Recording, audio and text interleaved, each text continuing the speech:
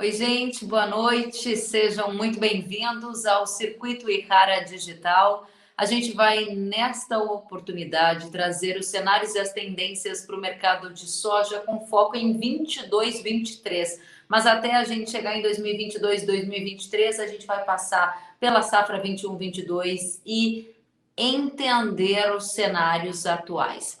Claro que para esta conversa a gente vai receber um super especialista. Carlos Cogo é analista de mercado e diretor da Cogo Inteligência em Agronegócio. Ele está ao vivo conosco. Seja muito bem-vindo, Cogo. Obrigado, Kellen. Boa noite, Kellen. Boa noite a todos. Muito obrigado. Muito bom estar com você mais uma vez. Muito bom estar com todos na nossa audiência. Eu já vou receber daqui a pouquinho as mensagens para saudar a todos vocês. E quero já ir direto ao ponto com você, Carlos Cogo, porque é assim que a gente gosta, né? De objetividade. E vamos começar. Os últimos dias foram marcados por alta volatilidade. Teve muita gente desesperada, vendo os preços caírem. Teve muita gente com coragem, entendendo que os preços vão voltar a subir. E eu gostaria de entender o que está acontecendo que gera essa alta volatilidade acima do que é o normal para o período ou dentro da normalidade? Conte para gente. Kelly, a gente pode dizer que é dentro de uma normalidade, até porque a maior parte da volatilidade recente teve ligada justamente a dois fatores que são bastante conjunturais. Um deles é o clima, que estava muito ruim nos Estados Unidos, levou a soja a picos elevados, depois devolveu alguns ganhos com a melhoria do clima e depois voltou a subir quando se relatou novamente pioras no clima e junto com aquela informação de que a área não tinha crescido mais do que esperado. E o segundo motivo, o câmbio. O câmbio desceu abaixo de 5 e agora já retornou de novo para patamares de 5,30. Então, volatilidade do câmbio e mais questão climática são questões conjunturais, está dentro do esperado, e isso só reforça aquela ideia de que nós não estamos passando por um super ciclo de commodities. São altas conjunturais bastante fortes, que tem vários outros fundamentos por trás dela, e que é normal no mercado agrícola, o produtor tem que estar preparado sempre para isso. Muito bem.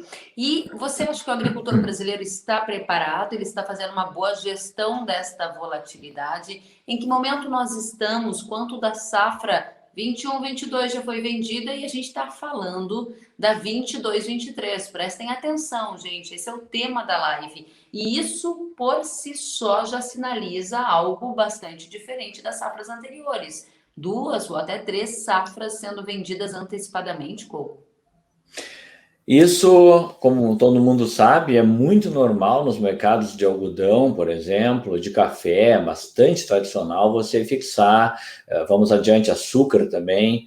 É muito comum você aproveitar momentos de alta em que os futuros de médio e longo prazo, bem longo prazo, ou seja, 2, 3 temporadas à frente, estão bem elevados e você sabe conhecidamente que aquele preço que parece ser tão distante, ele remunera a atividade, seja da usina de açúcar, seja do cotonicultor, do produtor de algodão, seja do cafeicultor.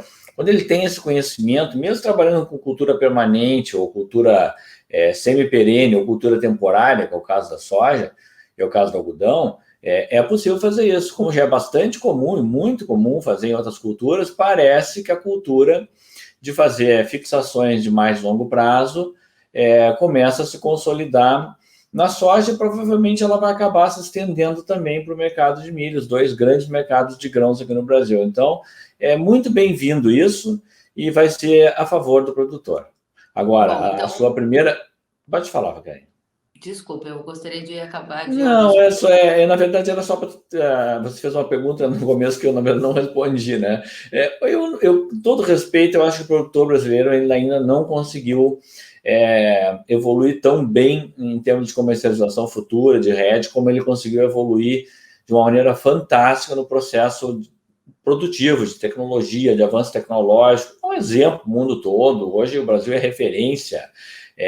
Se pergunta, todo mundo, o exterior pergunta o que aconteceu com o Brasil, como cresce tão rápido, como é que a área cresce tanto, como a produtividade cresce de maneira tão espantosamente rápida, o que está mudando tão rápido no Brasil. A gente ouve isso de pessoas do exterior toda hora, mas ainda há algumas dificuldades na questão da decisão, da estratégia de comercialização, né? Os grandes grupos, alguns grandes e médios produtores conseguem capturar isso bem e trabalhar bem isso, mas ainda tem muita gente que perde boas oportunidades. Bom, então nós vamos focar aqui em 22, 23. Tem brasileiro perdendo oportunidade, tem brasileiro aproveitando oportunidade. O que é aproveitar oportunidade no cenário atual? Eu hoje recebi uma mensagem de um agricultor que me perguntava, Kellen, recebi uma oferta de vender a minha soja a R$150, 21, 22. Devo vender ou não? Me perguntava ele. E esse é o tipo clássico de perguntas que a gente recebe. 152, 150 é um bom preço? Como a gente sabe se é uma oportunidade ou se é um mau negócio, Kogo? Essa é uma ótima pergunta. Primeiro que a proposta que ele recebeu é excelente, está dentro dos parâmetros de mercado. Então, como é que se faz como é que se faz isso? Vamos até explicar para todos que muitos sabem, alguns talvez não tenham exatamente o conhecimento pleno de como se monta toda uma estratégia de tão longo prazo. Né? Você tem uma montagem, uma estrutura de uma planilha de futuros, de prêmios futuros, que hoje também se negocia o prêmio no mercado futuro. Você tem um câmbio futuro, que é negociado numa bolsa, que pode ser uma B3, por exemplo. As cotações futuras são negociadas em contratos que têm liquidez até 2023. Você coloca essa uma planilha, joga dentro, projeta também o seu custo. Resumindo, você tem R$150 de oferta para, por exemplo, março de 2022. Jogou isso lá dentro da planilha, com o custo dos insumos projetado. Já te garantiu, nesse momento, no momento de fixar essa operação, uma rentabilidade, por exemplo, não coloquei na planilha agora, por exemplo, de 30% sobre o custo efetivo operacional que você tem, tudo que você vai desembolsar no ano safra futuro, bem, você já tem um parâmetro. Com este preço que estão me oferecendo, eu consigo cobrir todo o meu custo variável e posso trabalhar o restante da minha safra de maneira bastante tranquila, sabendo que eu já vou garantir minha lucratividade, a rentabilidade, muito antes de começar o processo de plantio. Essa é a primeira diretriz. Parece simples demais. E se fosse simples demais, todo mundo faria. Então, não é tão simples assim. Requer conhecimento, requer capacidade de decisão, requer sangue frio, requer planejamento, tomada de decisão correta, sem esperar cada dia que passa um valor maior e maior e maior, e simplesmente ter assertividade, ser decidido, ser firme. É um valor ok, como esse caso que você está comentando agora, que é um caso bem concreto. Se esse produtor ligasse para mim hoje, eu diria, feche negócio. Você está fechando o negócio num ambiente de cotação futura, $4 por bushel acima da média, um câmbio num patamar que provavelmente pode não se sustentar no longo prazo, ele está num nível bastante elevado, portanto, é sim um bom valor. E colocando na planilha, claro que eu já tenho essas planilhas para o ano que vem, provavelmente vai gerar alguma margem de lucro bruta entre 35% a 45%. Então, evidentemente que esse é o parâmetro, é um excelente negócio. Muito bem, Carlos Cogo. Quero dizer que temos audiência de todo o Brasil. O Célio Dias está nos dando boa noite. O Ícaro Oliveira está nos acompanhando direto de Barreiras, na Bahia.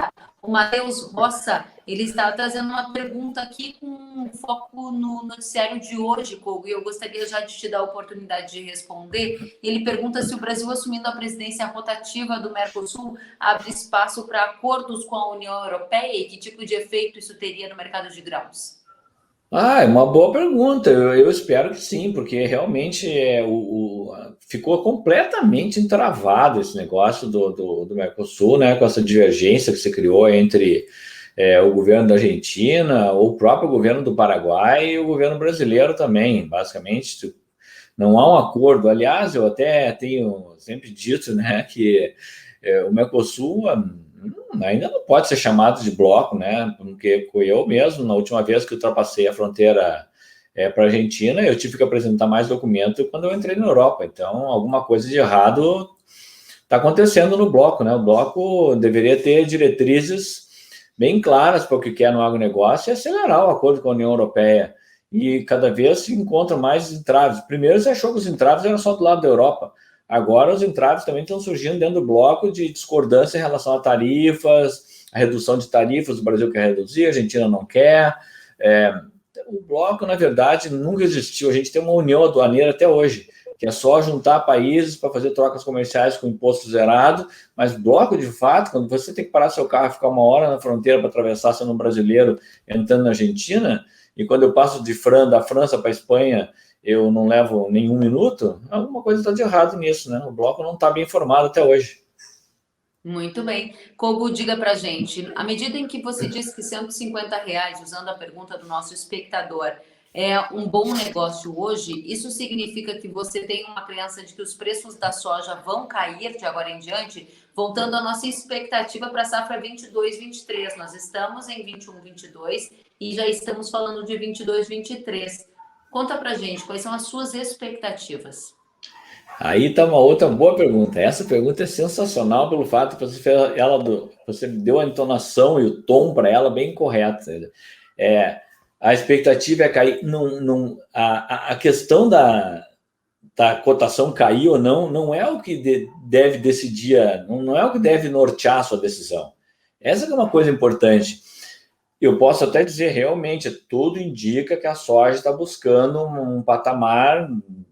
Bateu $16,40 por bushel no mês de maio, foi o pico do estresse climático nos Estados Unidos, caiu para próximo de 13, voltou para a faixa dos $14 por bushel e está nos indicando uma faixa de 13 a $13,50 para o ano que vem e num patamar de $12 por bushel para 2023, já que nós estamos falando de 2023, com liquidez. Bem, então eu estou dizendo para todo mundo que tem aí uma expectativa de queda dos preços futuros, com aumento da safra nos Estados Unidos, com aumento da área e da produção na América do Sul, tanto em 2022 como em 2023, e o mercado, de certa forma, vem precificando isso. Então, de certa forma, estamos sim falando que há uma tendência de queda nos preços futuros. Mas não é isso que deve nortear a tomada de decisão. A tomada de decisão é os $12 de 2023, eles remuneram o meu processo produtivo, já me deixam uma margem de lucro, uma segurança para trabalhar. Essa resposta é que é a decisiva. Se a curva é de baixa ou se depois vai voltar a subir, essa é uma outra questão secundária. O hedge, na verdade, é proteção. Proteção é buscar um preço que cubra o meu custo e ainda me deixe uma margem de lucro garantida antes de eu começar o processo de plantio. Isso pode valer para 2022 ou 2023. Por isso a pergunta foi super inteligente, pegou o ponto exato. Não é o que se decide o fato de estar em queda ou de estar em alta. Agora, o que realmente chama atenção é, se em 2023 eu tenho uma cotação de $12 por bushel e a média da soja nos últimos 5 anos foi de $9 por bushel, eu estou falando que eu tenho na minha mão disponível um preço $3 por bushel acima da média dos últimos 5 anos. Então, eu já tenho alguma coisa aí para fazer eu tomar uma decisão. Muito bem, Carlos Kogo, e tem mais perguntas vindo da nossa audiência. O Claudemiro Ribeiro Júnior pergunta: Kogo, o mercado não está dando a devida atenção, na sua opinião, sobre a menor área de soja, junto com as condições de safra? Não deveria estar subindo mais o preço? Obrigada, diz ele, que manda essa pergunta para a gente. Eu creio que ele deve ter se reportado a questão da área nos Estados Unidos, né? Que Exato, não, na verdade, bem provável que só sim. para a gente pontuar para todos que estão nos assistindo, a área cresceu sim. A área cresceu 5,3% em relação ao ano passado, que na verdade não é um crescimento, é uma recuperação daquela área que eles tinham perdido no ano anterior, mas ela cresceu. A frustração dos traders, na verdade, ou que estavam apostando aí numa baixa, etc. e tal, numa alta, é que na nova intenção de plantio do dia 30 de junho, iria se reportar uma área maior do que o crescimento de 5,3%. Se falavam até 8% de aumento de área, chegaram algumas consultorias falaram em 9% de aumento de área, e não, se manteve uma área 5% maior. Então, na verdade, o mercado aquele dia refletiu isso, a área não ter crescido além daquilo que já tinha crescido, só para deixar bem explicado. E o mercado já precificou imediatamente, num dia subiu 7%, no dia seguinte devolveu todo 7% de novo. Muito bem. Kogo, diga para a gente, estamos aqui focando em uma das partes da balança. A gente está focando em preço de grãos, porque a nossa live é sobre expectativa para 22, 23. E você, repetidas vezes aqui, chamou a nossa atenção de forma a reforçar o seu argumento de que O olhar da nossa audiência não deve mirar apenas para preço, mas tem que olhar para a margem, entender o seu custo, para sim ter uma sustentabilidade econômica do negócio ao longo do tempo. Para essa sustentabilidade econômica de fato acontecer, quando a gente está olhando para um futuro que é aparentemente próximo, mas é muito incerto, 22, 23, como é que fica a relação de troca entre o grão e entre os insumos? O que você tem observado no Brasil e qual é a melhor estratégia a ser adotada? Perfeito. Aí é o outro ponto importante também, porque também não adianta você fazer uma fixação de uma soja, por exemplo, para 2023. Hoje, Chicago fechou os contratos do segundo semestre de 2023 e também do final do primeiro semestre, fecharam nessa faixa que eu falei, nesse range aí de $12 por bushel. De nada adianta eu fixar $12 por bushel se eu não fixar prêmio, se eu não fixar câmbio e principalmente se eu não me redear de alguma forma nos insumos que vão ter que ser comprados ou que vão ser necessários para compor aquela safra lá adiante de 22, 23. Então, a resposta é para fazer uma fixação a preços que teoricamente a gente está falando aqui que são atrativos para que eles sejam de fato remuneradores. É necessário que simultaneamente seja feita uma operação de compra ou de fixação de preço de insumos, ou de compra, antecipação de compra de insumos, junto com a revenda, com a indústria, como for, com a cooperativa, para que você tenha esse casamento perfeito. Aí você está unindo as questões cambiais, de preço da mercadoria, da commodity, e de custo do insumo para ser implantado a safra.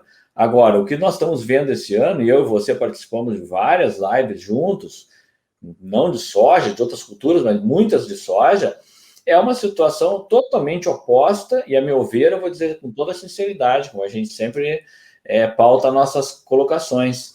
É assustador o que a gente está vendo, e todo dia eu vejo a mesma coisa, são 2 lives por dia, e os relatos são sempre os mesmos. O produtor já comprou 70% dos insumos para o ano que vem, para 2022, já comprou 80% e fixou 10% da soja, 8% da soja, 15% da soja. O pessoal ou gosta de perigo mesmo, né? Ou gosta de se arriscar, ou está com muita convicção de que não vender nada de soja e comprar os insumos é a maneira mais acertada. E não é. Esclareça para a gente no detalhe por que não é. E eu te pergunto isso com base em alguns pensamentos que eu sei que a nossa audiência acaba tendo, que é o foco na experiência recente. Quem vendeu antecipadamente nos últimos anos, entre aspas, ficou com gosto amargo na boca. Por quê? Vendeu a 80 e viu a soja a 160. A memória recente é uma memória que está pautando muita decisão de negócios. E aí o pessoal de casa diz, mas será que eu não vou passar de novo pela mesma coisa que já passei? Como? Claro que é oportuna essa pergunta e esse autoquestionamento que a turma faz para mim também é a mesma coisa. Agora, se você ficar o tempo todo olhando no retrovisor, a maior chance mesmo vai ser bater no carro que está à frente, né? É só essa, não tem mais nenhuma vantagem olhar no retrovisor numa situação dessa. Bem, ok, foi feito.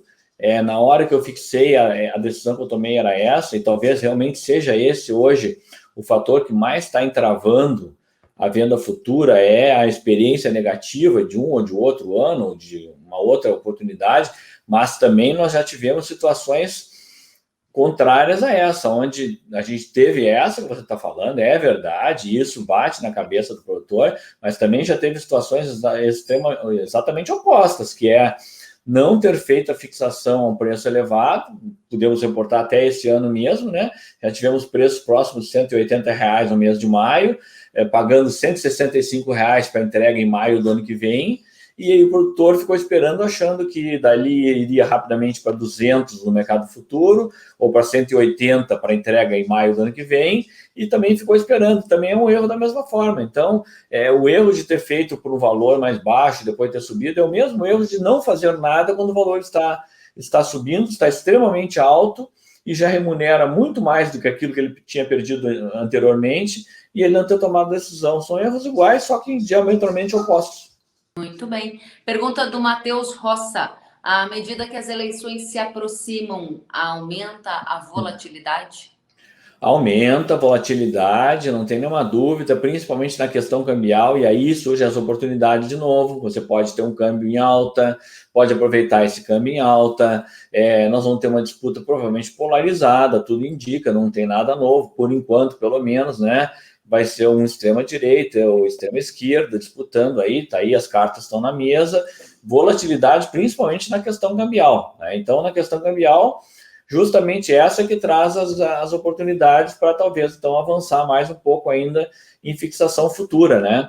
A questão do câmbio, produtor, tem que sempre deixar claro isso. A questão do câmbio não é tão importante se o câmbio é 5,20, se é 5, se é 4,80, se o ponto de equilíbrio é 4,50.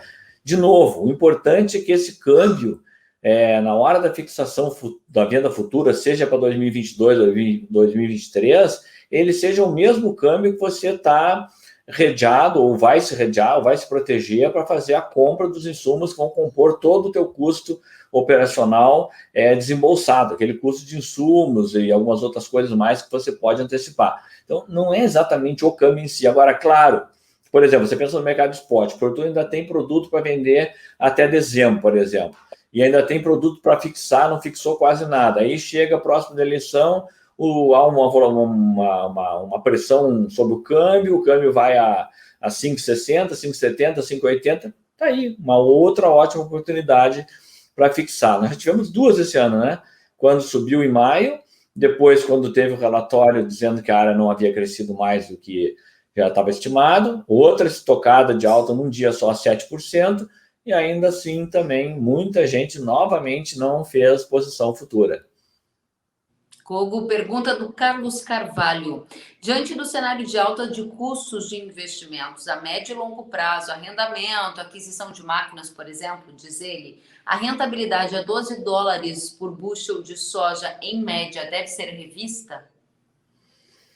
Se eu entendi bem a pergunta, eu acho que ele quer dizer que seria necessário a gente projetar tudo isso à frente, né? Os $12 de receita, mais os insumos também subindo, tudo mais. Mas isso também é previsível. Você tem cotações futuras de matérias-primas e tudo mais, você pode, dentro de um certo grau de segurança, projetar também um custo futuro. Claro, não é uma coisa exata, mas é uma coisa minimamente precisa para te dar argumentos e instrumentos para tomar uma boa decisão. É claro que os insumos vão flutuar até lá, mas, por exemplo, vou dar um exemplo. Questão dos fertilizantes. Muito provavelmente, por exemplo, os fertilizantes, as matérias-primas de fertilizantes, elas vão entrar numa curva de queda a partir do final do ano, no ano que vem. Isso é cíclico, acontece. Então, assim como subiu com muita força em dólar esse ano e no ano passado e ao longo desse ano continuou subindo também, nós vamos ter um processo reverso também, quando você tem maior oferta de fertilizantes, a demanda começa a recuar, o patamar de preço começa a descer, a volúpia de compra começa a cair um pouco, o nível de preço em dólar se acomoda. Então, tudo isso pode ser visto também no mercado futuro. Lembrando que matérias-primas, assim como metais e tudo mais, também tem mercados futuros. E isso também serve para fazer a negociação. A gente tem um exemplo muito interessante, que é o exemplo das usinas. Eu não vou dizer o nome, mas tem usinas, grandes usinas no Brasil, grandes grupos usineiros de cana no Brasil, que fazem hedge de etanol comprando futuros de gasolina no mercado futuro americano. Tá? Quer dizer, uma coisa... mas o que tem a ver? Ora, ele está se hedgeando num combustível que que tem uma equivalência com outro combustível que ele trabalha aqui no mercado interno. Claro, ao mesmo tempo ele está se hedgeando de câmbio também e tudo mais. Então, existem maneiras também indiretas de você se hedgear em termos de oscilação de matérias-primas também, que vão gerar o teu custo de insumos. Essa é uma questão que eu gostaria de explorar com você. Se hedgear em termos de matérias-primas, a gente tem visto uma recorrente preocupação, e eu tenho recebido com certa recorrência também, perguntas da nossa audiência se há de fato risco de faltar insumos. A gente viu essa preocupação mais agudizada durante 2020, quando a pandemia estava ali colocando em xeque toda a logística e os portos brasileiros bateram recordes. Agora a gente vai ter aumento de área de soja. Já aproveito para te perguntar os seus números e te perguntar se vai faltar insumo para agricultor brasileiro. Bem, de trás para frente, nós estamos estimando 4,5% de aumento de área, tá? Para 40,4 milhões de hectares, recorde histórico, e projetando uma safra de 144,5 milhões de toneladas de soja. Isso vai exigir montanhas de fertilizante, vamos bater recorde de demanda de fertilizante esse ano, vamos para casa de 42 milhões de toneladas de fertilizantes. Então, tem sim um risco real de falta de insumos, tanto de fertilizantes como matérias-primas de agroquímicos, como agroquímicos, defensivos. Tem risco de atrasar a entrega, tem risco de faltar produto na revenda. Já existe relatos de falta em vários pontos do planeta em que estão em fase de plantio. Já existem matérias-primas que já não estão mais disponíveis para entrega imediata. Esse risco é presente e só faz nos pensar uma coisa. Se alguém ainda não comprou insumos, por favor, não espere mais, porque só pode ter problema pela frente. Se você acha que o insumo vai cair no Brasil, porque o dólar caiu a R$5, ou porque pode cair de novo para R$5, ou porque no segundo semestre os fertilizantes poderão começar a cair, o potássio, o nitrogênio, porque a demanda é sazonal, e esqueça, em 2021 os preços de insumos não caem mais. As companhias estão compradas, as indústrias produtoras estão compradas a um patamar de câmbio de R$5,40 a R$5,60. Da indústria para revenda, o produto já foi entregue. Da revenda produtora, ainda falta muita venda para ser feita. E essa venda, ela está calcada em cima de uma taxa de câmbio de R$5,40 a R$5,60. Ainda que o dólar voltasse a R$5, você não vai encontrar insumo mais barato daqui até o final do ano. Não há mais nada para esperar para comprar insumos. E mais, a relação de troca para comprar agora ainda está bastante favorável, já que a soja, de novo, hoje voltou a subir no mercado interno, né? Muito bem. Pegando um pouco da linha do que falávamos agora, o Thales Souza te pergunta, com a soja valendo menos que 2 vezes o preço do milho, você acredita em migração de área de soja para milho verão?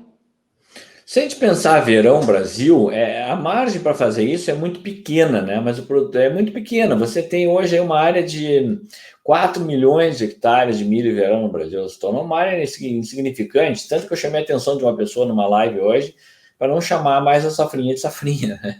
Chamar a segunda safra de segunda safra, pois ela é estupidamente maior que a safra de verão, a primeira. Então, essa margem de migração, ela até pode acontecer em estados como Rio Grande do Sul, Santa Catarina, o próprio estado do Paraná, pode acontecer em São Paulo, pode acontecer em Minas, pontualmente em algum estado do Centro-Oeste ou no Mato Piba, mas de uma maneira pontual, talvez para distribuir melhor a questão de risco, de lucro.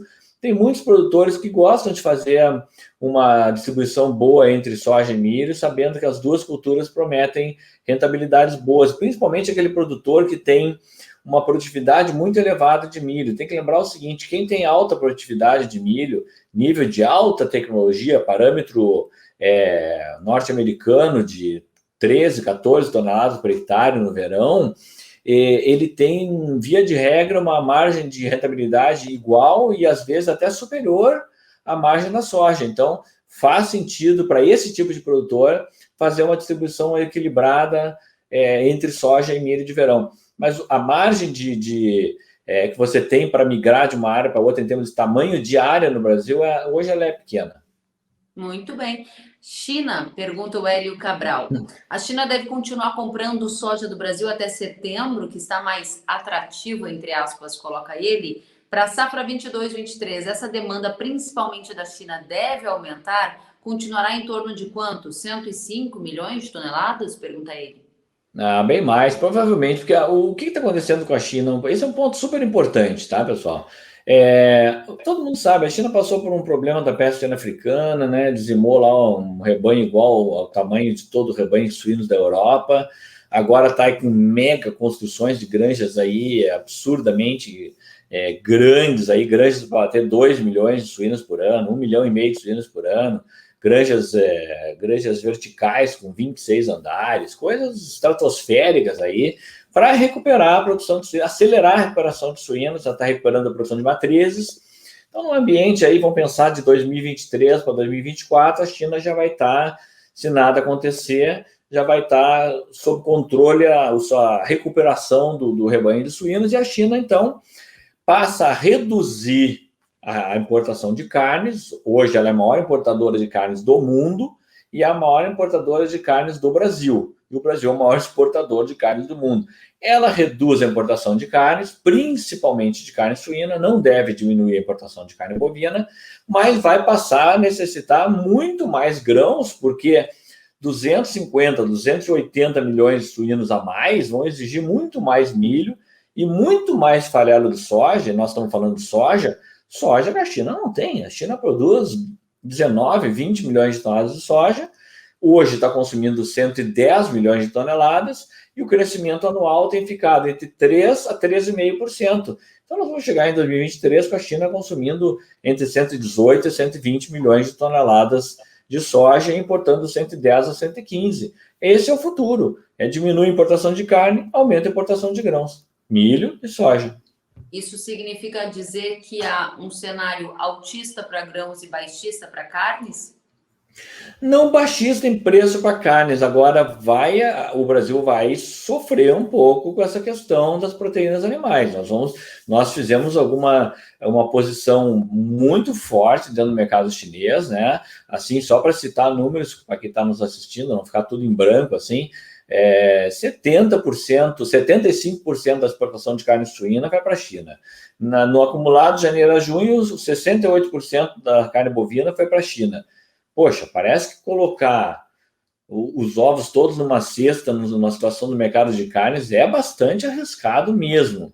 Se você não tiver um planejamento para imaginar que a China não vai ter uma presença percentual tão grande assim no médio prazo, vai haver problema pela frente, né? Tá certo que essa zona livre de aftosa e vacinação vai abrir novos mercados de valor agregado para bovino, para suíno, Coreia do Sul, Japão, mercados asiáticos, mercados europeus, mercado da América do Norte. Isso vai ser muito bom, mas o setor já tem que ir planejando isso desde já. É líquido e certo que a China vai reduzir a compra de carnes no médio prazo, 2, 3 anos. E o Brasil, sendo o maior fornecedor da China, vai ser o primeiro que vai enfrentar essa dificuldade, esse entrave aí para colocar carne.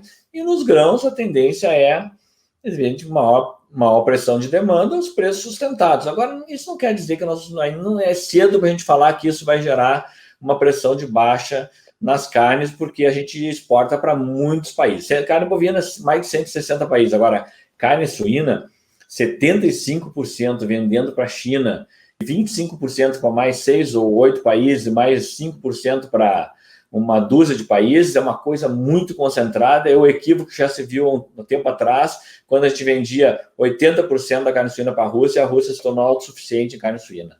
Essa história é bem contada e é bem sabida, e a gente não quer ver ela ser repetida de novo. Muito bem, Kogo, neste cenário em que a gente traz expectativas para a safra de soja 22-23, o que a gente não pode deixar de analisar na tomada de decisão, o que a gente não pode deixar de mencionar nessa live para a nossa audiência que nos acompanha atentamente? Isso é importante, porque geralmente a gente hoje fala de agronegócio, está muito fácil falar de agronegócio, é o melhor setor da economia brasileira. O PIB do agronegócio cresceu 23,4% no ano passado. O setor vai faturar nas fazendas esse ano, nas lavouras, da pecuária, mais de R$1 trilhão de faturamento, 3 vezes mais em termos de reais do que faturava 20 anos atrás. Então, a gente está num processo de otimismo, de euforia, que é natural. O setor está indo muito bem por méritos seus. Então, agora, muitas vezes chega no fim de uma live e entra alguém e faz essa pergunta que eu acho que é muito oportuna. Tá, mas só um pouquinho. E o risco? Onde é que está o risco disso tudo? O que pode estragar esse panorama? O que pode prejudicar esse cenário futuro, alterar ele? O que pode... muitas coisas que não podem passar por despercebidas. Eu vou citar algumas para a gente acirrar o debate aí. A gente não tem peste suína africana no Brasil. Não tem e não está impedido de ter. A gente vai virar uma zona livre de aftosa sem vacinação numa fronteira seca imensa que vai lá de cima da América do Sul até embaixo no Uruguai. Dá para entrar boi a qualquer hora de regiões, inclusive, que sequer vacinam contra a febre aftosa. O Brasil que tem que doar essas doses para eles. Tá? A gente não tem caso de influenza aviária no nosso frango, porque nós temos a sorte de ter a Cordilheira dos Andes e as aves migratórias passarem por locais distantes da produção comercial. Nós temos um cenário político incerto pela frente. Agora, em breve, no final do ano, começa a campanha eleitoral. Nós temos uma volatilidade de câmbio está num nível muito incerto. A moeda brasileira ainda hoje é a que está mais desbalanceada em relação aos seus pares no mercado global. O governo que entrar pode tomar decisões equivocadas, como tomou o governo argentino, de taxar exportações, por exemplo. Eu já citei 7 ou 8 coisas aqui, posso citar mais umas 10 se for preciso. Tá? E não é para apavorar ninguém, é só para dizer que você trabalha num ambiente de risco, sem falar em problemas hídricos, seca aí levando para a bandeira vermelha, aumento do preço de energia, os combustíveis subindo, aumento do preço de transporte, isso afeta a agricultura, afeta o preço dos fretes. Então tem muitas coisas aí que tem que se preocupar. O produtor tem realmente muitas coisas. Achar que está nadando num paraíso, está no Jardim do Éden, é bastante equivocado. A gente tem... Os riscos são inerentes ao agronegócio, não é só o clima, não. Os fatores exógenos a ele também são petróleo, moedas estrangeiras, taxa de juros nos Estados Unidos. Agora eu acho que eu já citei umas 15 por aqui. Já está para acirrar o debate. De fato, é um ambiente cercado por risco em todos os lados, né? Mesmo nesse ambiente de alto risco, há um momento agora em que a gente está surfando uma onda positiva no agro brasileiro. E o Adnilson pergunta: os produtores coco estarão mais capitalizados em 22, 23 após a valorização das commodities? Provavelmente sim. A gente já vem de um processo, né? A gente fez um estudo recente para um fundo de investimento mostrando que já faz 12 anos que o processo de capitalização do produtor começou no Brasil. A gente já está vindo lá desde 2011, 2012, num processo que já vai completar 11, 12 anos de capitalização. Houve oscilações nas margens, mas elas em nenhum momento... Claro, tirando fora aquelas questões pontuais de produtores que tiveram quebra de safra, num todo, não teve nenhum momento em que se rompeu o ciclo de crescimento de rentabilidade. E tem números paralelos a isso que são fáceis de mostrar: a tomada de recursos para investimento, a diminuição do crédito oficial do governo, dando suporte ao setor. Tem várias coisas,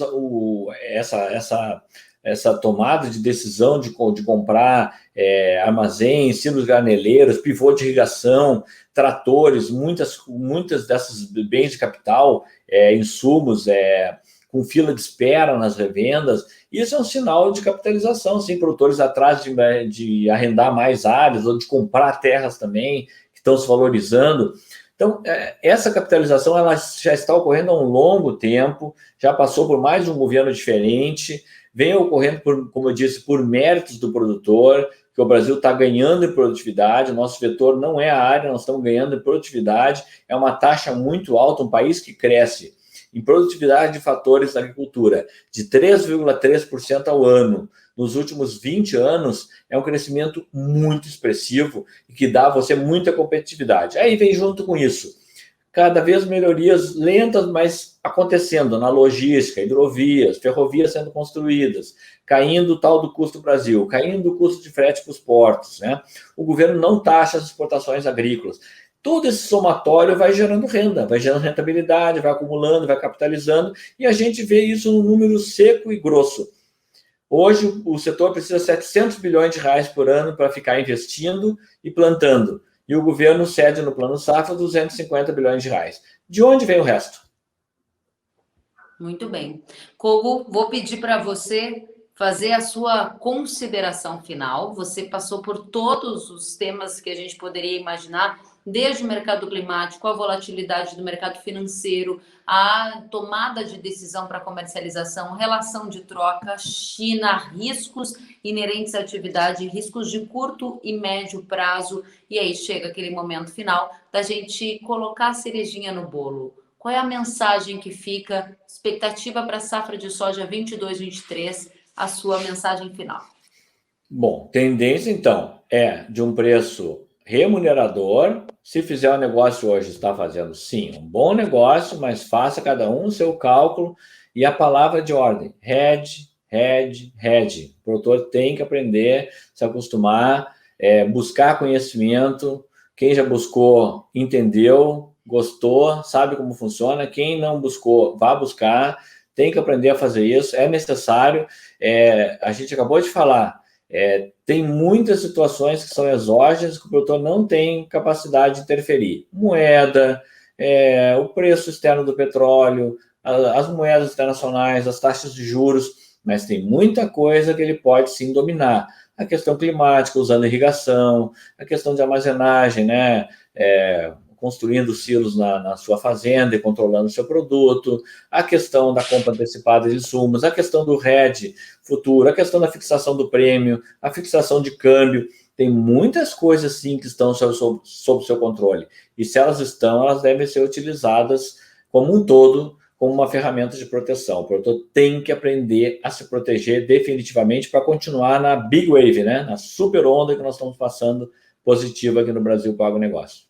Carlos Colgo, sempre uma satisfação ouvi-lo. Muito obrigada por prontamente responder às perguntas da nossa audiência. Desejo a você uma ótima noite e até a próxima.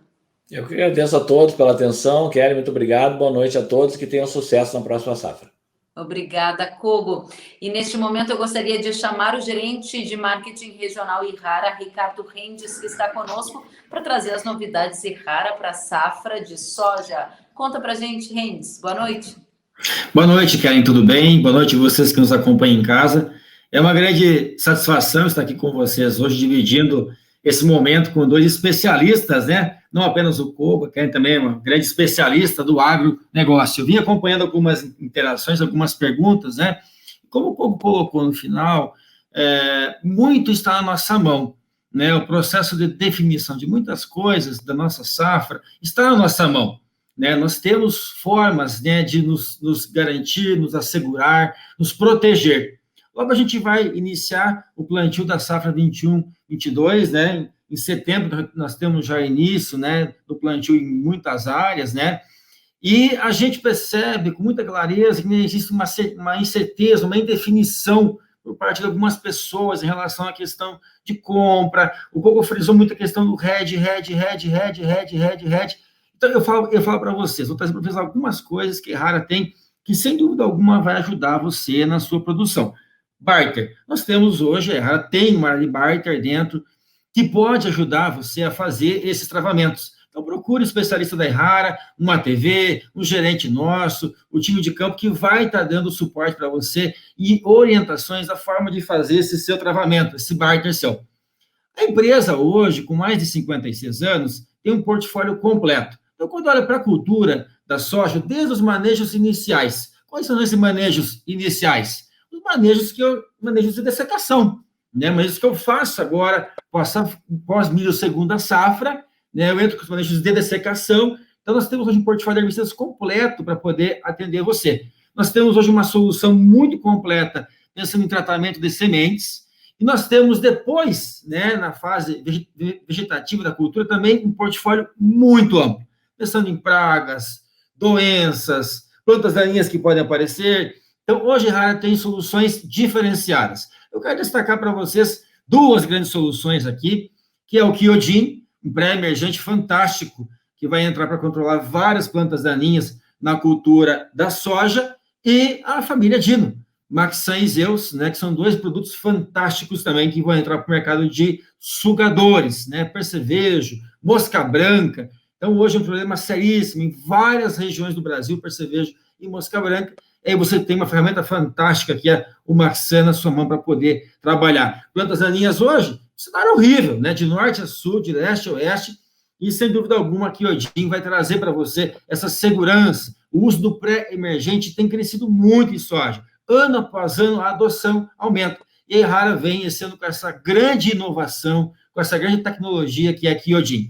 Kellen, são várias novidades, são muitos lançamentos, você já pôde acompanhar com a gente. Agora, recentemente, fizemos o lançamento do Convence, e, sem dúvida alguma, o pipeline, né? O futuro que a empresa vai trazer, pensando no agronegócio. Nós existimos para o Brasil, a gente vive para esse país tropical, que enfrenta diversos desafios, né? Pensando em plantas daninhas, pragas ou doenças. Nós desenvolvemos produtos para essa região, para esse cenário. Então, a gente vai trazer novas tecnologias para vocês para os próximos anos. Tem a Ihara na sua safra, tem a Ihara na sua cultura da soja, Kelly. Muito bem, obrigada, Rendes, por nos relembrar de tantos produtos e oportunidades que estão à disposição da agricultura brasileira. Tenha uma ótima noite, se cuide, até a próxima. Obrigado, até a próxima. Obrigado. Obrigada a vocês de casa, o Circuito Ihara fica por aqui. Desejo a todos uma excelente noite e, claro, na hora H da proteção da sua lavoura, conte com a Ihara. A gente segue juntos, até a próxima.